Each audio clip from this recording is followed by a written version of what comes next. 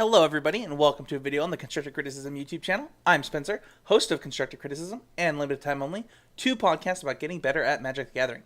Today's an awesome day. It's Sunday in my house. I love it. Every Sunday I get to do these awesome videos with you guys, and we're going to get right into this. So this week we are going to talk about fun things that you can do to improve at Magic the Gathering. Now, obviously just playing Magic the Gathering is fun. That's actually going to be one of them. But I kind of want to talk about some different things that are available to you to try and improve. So, the first one I got to give credit to the A-Team for. I don't know if they came up with this, but I learned it from their podcast. And this is something that we do on road trips all the time. And that's play a game called Sneak, Keep, or Ditch. So the way the game works, you get your deck out, you draw a hand of 7, and then you and a group of people play Sneak, Keep, or Ditch. So you have 3 options. The hand is either Snap Keep, it's a keep, meaning, yeah, I'd keep this, I'm not happy about it, but I'd keep it. Or it's a ditch, you throw it back. This is really fun. It creates a lot of awesome conversations, and you really get to learn about your deck and how other people think about the deck and sequencing and things like that. And we would do this for hours at a time. It's with different people's decks and just kind of go through the motion of mulliganing and creating good mulligan decisions. It's really fun because it creates great conversation with a lot of hands. Once you get to those hands that are between a keep and a ditch, it's really fun. And it's also, a lot of people love to argue about whether it's a sneak or not. It creates a little bit of a fun dynamic there. So if you have a deck in front of you and 3 people, try it out. Play it. It's really fun. The second one is pretty obvious. You can play test. Play test can be fun. There's different ways that you can play test. One of my favorites, and it always has been, is playing the third man. So being a floater in between the groups, the two people that are playing. So you look at both hands and help both players. Kind of learning both sides of the matchup at once. It's really fun. You don't actually have to be playing the games, and you get to learn a lot while you're doing it. The other thing that I would say with playtesting is, making sure that you're playing to learn and rather than just playing to beat each other. Who wins a match of playtesting doesn't really matter at the end of the day. What you're actually trying to do is give both people the best understanding that they can of the matchup. And your record in playtesting does not matter whatsoever as much as what you learned about the matchup and how the matchup plays out. Whether you won 5 of the 10 games or 6 of the 10 games doesn't really matter. And that's important to know. And I think it makes playtesting more fun when you're not trying to crush the soul of your opponent. So that's something to think about. The other thing you can do that I think is pretty fun that I know that one of my friends did when they were trying to get better at Magic is they watched a ton of Magic streams. So they just watch people play Magic the Gathering on stream. It's really entertaining. These people try and do their best to be entertaining. There's Newmont Danomi, there's Paul Cheon. I don't know if Paul's still doing it. But there have been great Magic streamers throughout history, whether it was Cedric Phillips and Michael Jacob. I don't remember what MJ's actual name is. But there are some great streamers that you can check out.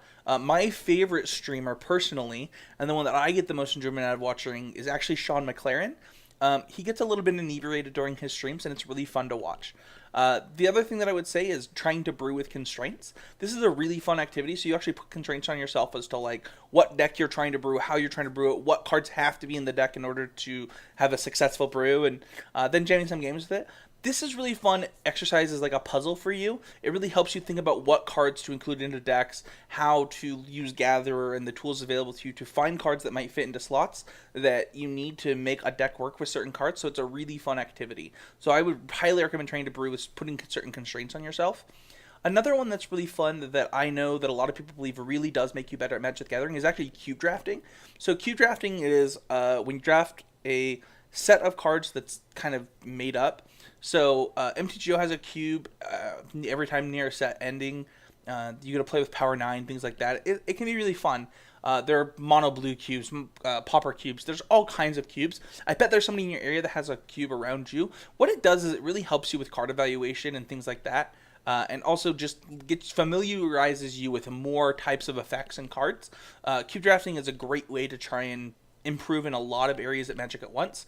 And also, it's just really fun to just get to play with cards that were not designed to be played together in a limited format, and it can be really entertaining. So if you have somebody with a cube near you, or if you have MTGO, check out cube drafting. It's pretty entertaining. Another one that I would say is really fun to try and help you improve at Magic the Gathering is actually to make content. So Magic content is awesome. It's really fun to make. I'm doing it right now, and it really does bring enjoyment into my life. And I think that another thing that it really does well for a lot of creators is it makes them have to try and improve. For the ones that do it correctly and are trying to improve their content, improve their craft, it's important that you stay up to date on things. You know what's going on in Magic the Gathering.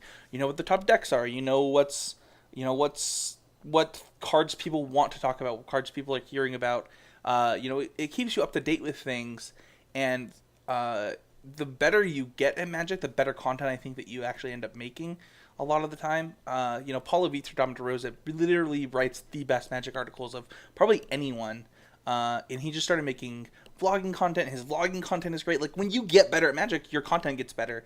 And I think that creating content actually forces you to get better, to try and improve your content and the quality of content that you're giving out into the world. So I really, really encourage people. There's all kinds of things that you can be doing. You can stream.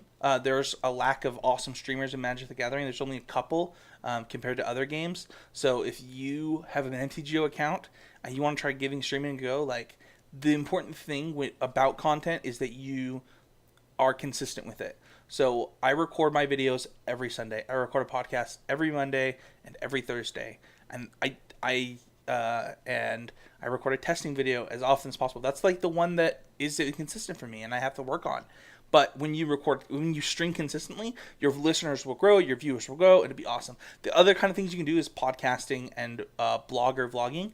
I love watching people with their Magic vlogs. I don't know what it is, but like watching somebody go through a tournament through a vlog is very entertaining for me. And if it also helps you.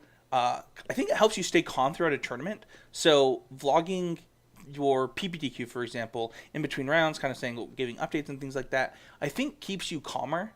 It's something that I've noticed for a lot of streamers, in my opinion. So yeah, if making Magic content, I think in the long run is a fun way to keep yourself engaged in the game, which in turn will help you improve.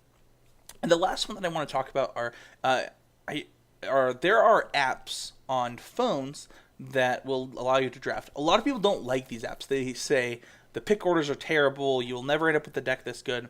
And what I would say to that is, does it really matter what the pick orders look like? Like, does anyone have the same pick order as you? And I think that these apps are a great way to kind of just go through the process of card evaluation during a draft, and like looking at your draft and what it needs and things like that.